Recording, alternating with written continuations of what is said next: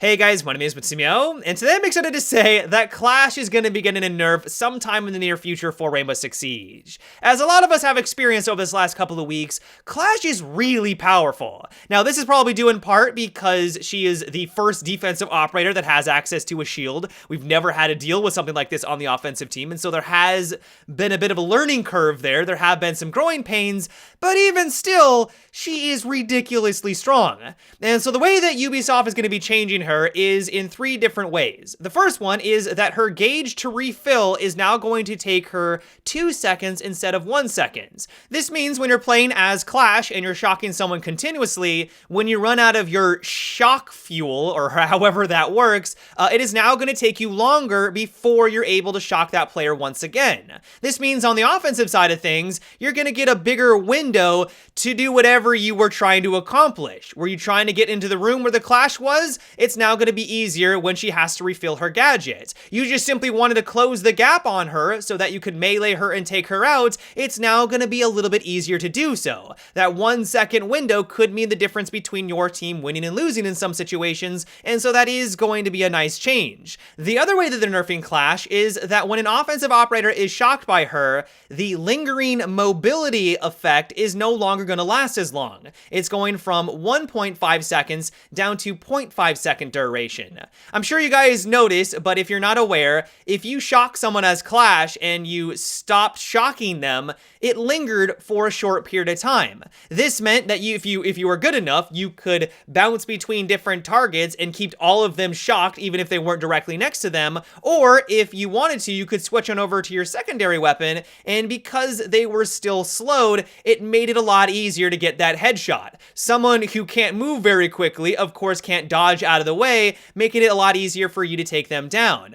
This means that if you're playing as Clash, you're really going to have to focus on someone if you want to snare them continuously, and on the offensive side of things, it will hopefully make it a little bit easier to gain that full mobility, flank, or just get closer if you are trying to take her out from multiple directions. It's basically just going to make her easier to deal with. And then finally, they're going to be increasing the time it takes for her to switch from her shield on over to her secondary weapon.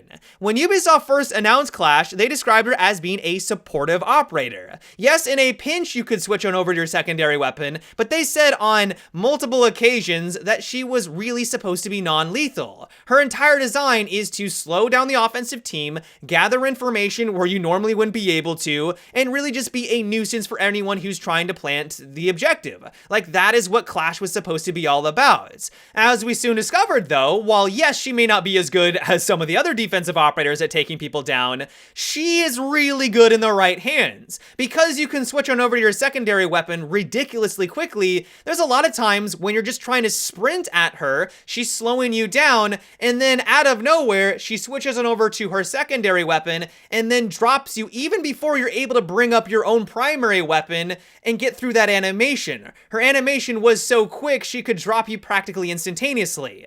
Now, this was maybe due in part because of a glitch, which we'll get into in a second. They are addressing a lot of bugs and glitches with this update as well, and so that could be a part of it, but because of that quick animation, there was a lot of times where you weren't even able to react, and that weakness that she was supposed to have, switching on over to her secondary weapon, leaving herself vulnerable, really wasn't that big of a weakness. And so by increasing the time it takes for her to go through that animation, it will hopefully solidify her as being that supportive character, and the only time that she is switching on over to her secondary is in those extreme circumstances because it is the last option.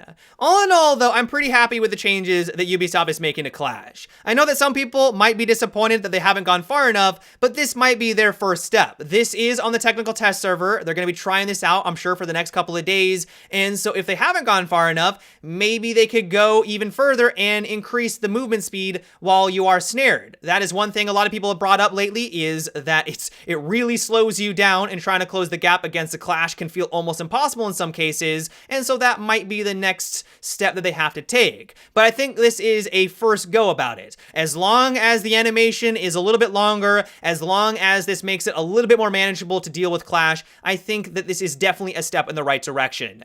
Now, that isn't the only thing that Ubisoft is trying to address with this update, because they're also trying to solve a lot of the bugs and exploits that we've had to deal with the last couple of weeks, or even for the last couple of months. The first thing they're trying trying to address is the invisibility glitch. Now, I don't know if it's as widespread as it was a couple of months ago, back when Tower was first introduced. I don't know if it's easy to replicate, but of course, as you can imagine, it's a pretty big issue. Ubisoft is also going to be addressing the Oregon washing machine glitch. Now, I thought that this was already addressed a couple of patches ago, but I guess they didn't go far enough with it. It only really affects the game mode Secure the Area. All the other ones don't really have an issue, but if you are playing that mode specifically, it is a nightmare when you're on the offensive team. Really, it's terrible for everyone involved because usually the matches just never end because no one can take anyone out. Like, it's just a terrible glitch. I don't know why anyone would want to use it. It's awful, but it is going to be addressed with this update. Another exploit that they're trying to solve is the mirror glitch. Now, personally, I'm not entirely certain which one they're referring to because I think she has a couple of problems right now. But according to their patch notes, they're getting rid of the glitch where you're able to destroy a black mirror through a reinforcement from the other side. Of course, that's a pretty big problem, and it should no longer be an issue. And then finally, they are addressing the Clash ADS problem. As I mentioned before, Clash had the ability to basically switch from her shield on over to her secondary weapon, instantaneously ADS and get a headshot against you. And so the fact that they're also increasing the time it takes for you to go through the animation and fixing this problem, this will hopefully make Clash much more manageable. Overall, even though that this is a very small patch update, I'm happy with these changes. It's always good to see Ubisoft addressing the bugs and glitches of the game. It's great to see that Clash is seeing some changes, and while I think that it is too early to tell to know if she is going to be in a balanced state, I definitely think that this is going to be a good thing for Rainbow Six Siege. But yeah, guys, that is about it for today's little update video. I hope you enjoyed. Give me your thoughts on what we discussed today. Do you think that this is a good change in direction for Clash? Do you think that they're not going far enough? Let me know down below in the comments. But yeah, guys, until tomorrow, have a good one and take it easy.